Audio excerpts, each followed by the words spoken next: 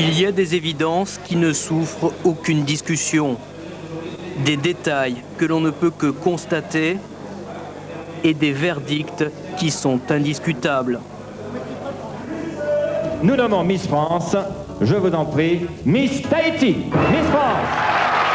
Cette étudiante de 21 ans vient de réussir son plus bel examen. Mareva Georges vit à Aix-en-Provence où elle apprend le droit administratif et l'économie. Elle parle l'anglais, l'espagnol, l'allemand et bientôt le japonais.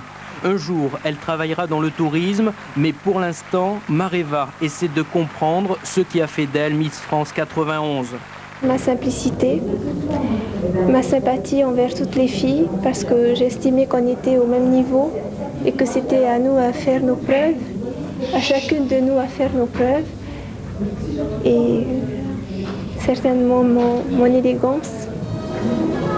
Pour Mareva, cette élection, c'est un peu une histoire de famille. C'était en 1974, Miss Tahiti devenait Miss France. Elle s'appelait Edna Tepava, elle est la tante de Mareva. 16 ans plus tard, la couronne se pose sur la tête de la petite nièce.